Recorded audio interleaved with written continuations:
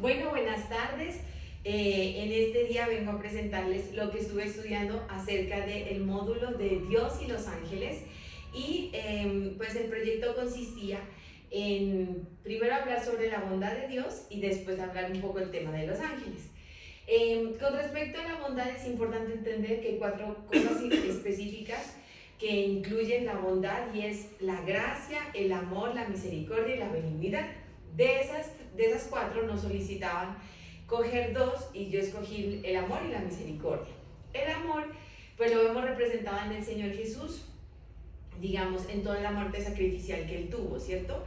Y que me gusta mucho el texto que dice que no hay nada mejor que dar la vida por sus amigos. Y la verdad que nuestro Señor Jesús nos demostró ese amor tan intencional para con nosotros en dar su vida. Lo más impactante, digamos, es que en el huerto del Getsemaní, para Él no fue fácil hacer esa entrega, hacer esa lucha de su vida, de quizás estaba acostumbrado ya a compartir con las personas que tenía alrededor, estaba en un ministerio floreciente, y Él le hace esa petición al Señor como si es posible, pasa de mí esta copa, pero dice al final, pero que no se haga mi voluntad sino la tuya. Y es ahí cuando vemos que a pesar de esa lucha interna que tuvo por un segundo en el Getsemaní, Él entendía que Él lo quería hacer por amor a nosotros, ¿cierto?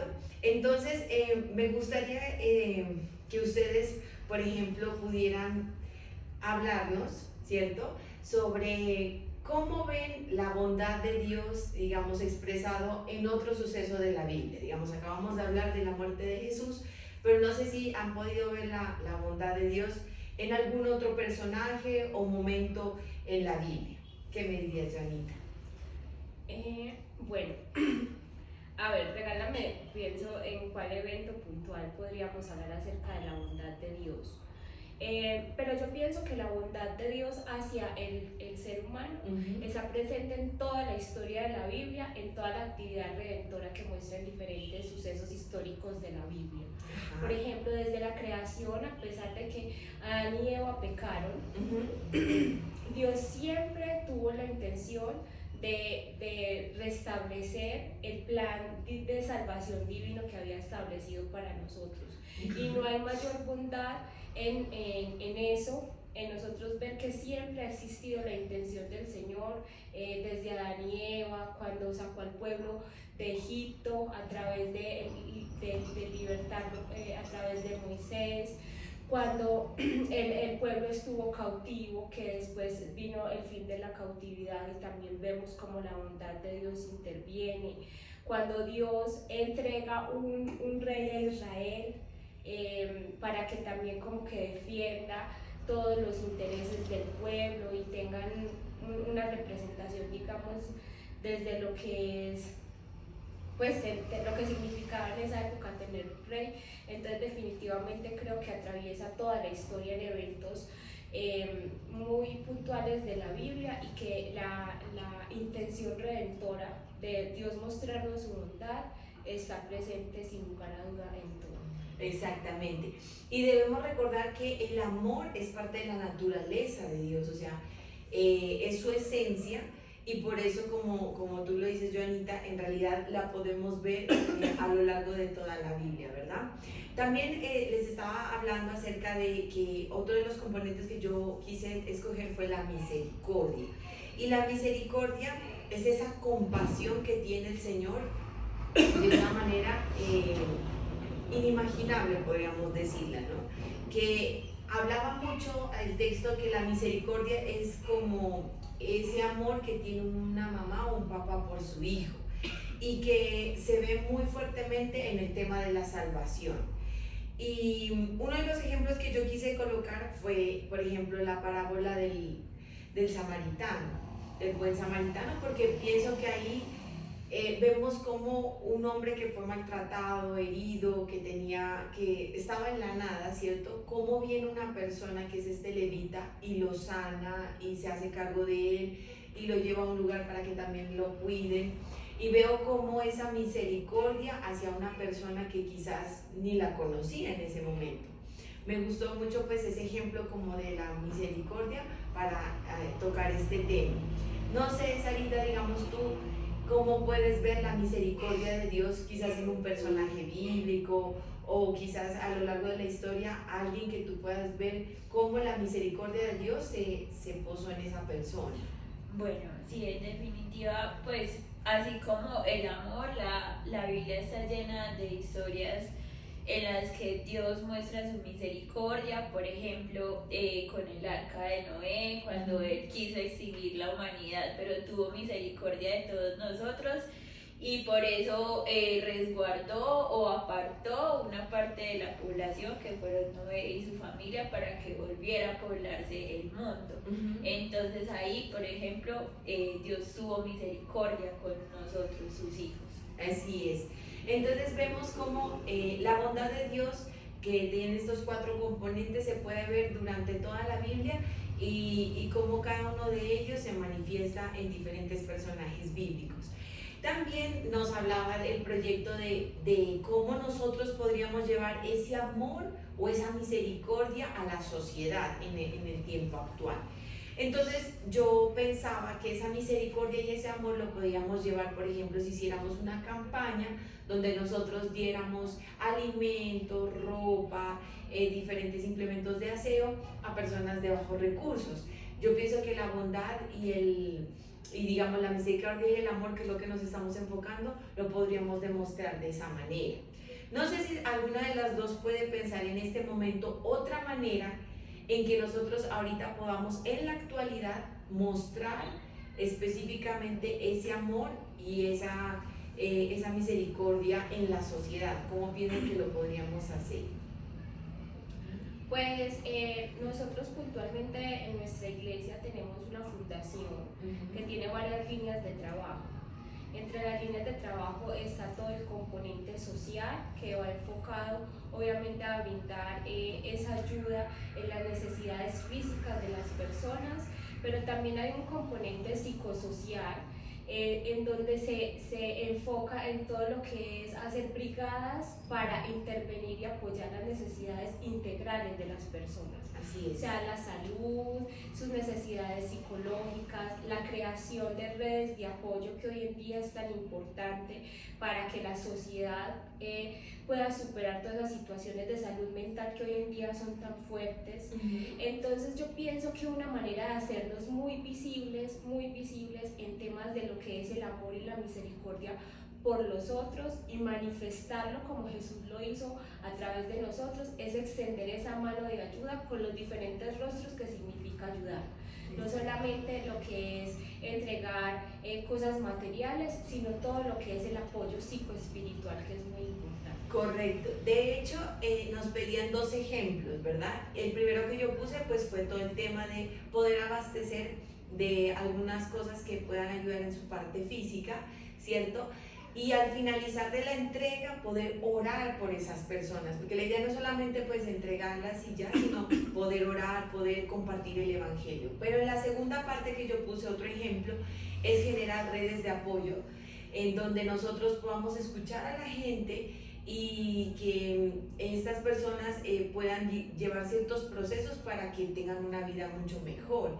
Entonces pienso que es también de alguna manera no solo mostrarles la religión o la parte teórica, sino mostrarles que la bondad de Dios va más allá y tiene que ver con ayudarlos también a ellos en la situación que estén viviendo en ese momento. Bueno, digamos eso, en esa parte quería explicarles eso. Y también nos hablaba, como la segunda parte del libro, nos hablaba el tema de los ángeles como tal. Entonces, les voy a explicar un poquito cómo es el ministerio de los ángeles con nosotros los seres humanos. Y recordemos que los ángeles nos dan provisión.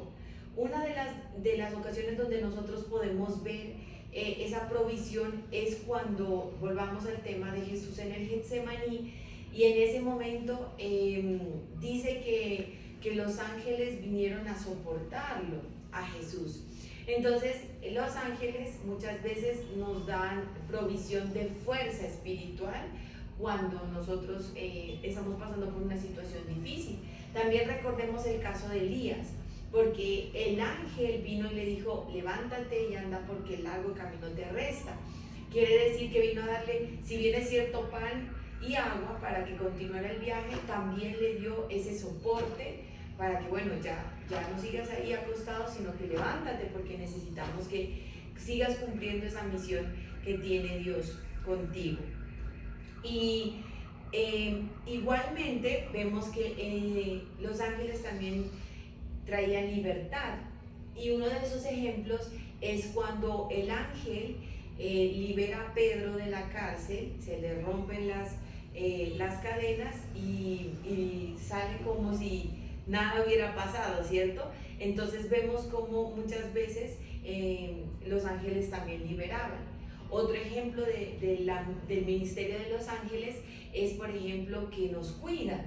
Entonces, por ejemplo, en el caso de Daniel, en el foso de los leones, cuando el rey vuelve y le pregunta, ¿cómo estás, Daniel? Él dice, es que Dios envió a su ángel y el ángel cerró la boca de los leones. Vemos cómo entonces, en realidad, el ministerio de los ángeles tiene mucho que ver con el ser humano y se puede ver de manera tangible a través de la Biblia. Me gustaría, Sarita, de pronto preguntarte si tú en algún momento has visto o has tenido o has escuchado quizás algún testimonio de una intervención como estas. No, nunca he tenido la oportunidad ni de vivirla, ni de escuchar que otro la haya experimentado así, tal cual como ustedes lo mencionan. Pero sí, por ejemplo, en las oraciones tengo muy presente como pedirle a Dios que envíe sus ángeles para resguardarme, para cuidarme, para protegerme. Entonces sí sé que ellos pueden tener esa función si Dios los envía. Así es. De hecho, una manera más sencilla de pronto de tenerlo más en cuenta es entender que cada vez que nosotros adoramos, como ellos son adoradores, es que cada vez que adoramos es como si nos estuviéramos uniendo a la adoración del cielo. Entonces, digamos que ahí los podríamos tener como más en cuenta, ¿cierto? Como tener más presente. No sé si tú de pronto, Joanita, has escuchado o has visto o algo. Pues no he tenido como ese tipo de experiencias, pero creo profundamente en la presencia y en la función que tienen los ángeles para con nosotros. En un libro que alguna vez leí que sí cuenta acerca de cómo esta persona veía de manera visible la guerra entre la luz y las tinieblas, y podía ver cómo si los ángeles podían proteger y guardar un lugar para que ninguna otro espíritu maligno pudiera hacer intervención en ese lugar. Entonces, es que no me acuerdo el nombre del libro, pero sí he leído alguna vez. Sí, de hecho nosotros nos contaba el libro que estaba estudiando que hay veces que accidentes milagrosos donde el carro queda destrozado pero la persona queda intacta, o hay personas que dicen no, sentí una fuerza que me corrió y entonces no me alcanzó a llegar el objeto que venía hacia mí, qué sé yo. Entonces sí hay cosas como accidentes de los cuales hemos sido librados, o de la muerte, o de sucesos fuertes que uno dice solo Dios, ¿verdad? Y quizás uno le dice solo Dios, pero no sabemos si quizás es un ángel que Dios envió para detener ese tipo de cosas, ¿cierto? Y sabemos que ellos pelean a favor nuestro, y por eso digamos, cuando Daniel estaba esperando una respuesta, dice que el ángel peleó, ¿cierto?, en el mundo espiritual, porque no había algo que impedía, el príncipe de Persia impedía que llegara la respuesta. Entonces vemos cómo ellos realmente, quizás no hemos tenido una experiencia como tal así, pero sabemos que definitivamente los ángeles de Dios operan a favor nuestro. Así es. Entonces, resumiendo esta última parte, quisiera decirles que recordemos que el Ministerio de los Ángeles tiene protección sobrenatural y fortalecimiento en tiempos de crisis, que fue las dos, digamos, donde yo me quise enfocar. Tiene muchas más cosas, pero digamos, esas dos partes me parecieron como las más impactantes. Bueno, entonces quiero agradecerles por este tiempo y la idea era compartir un momentico y bueno, Dios les bendiga.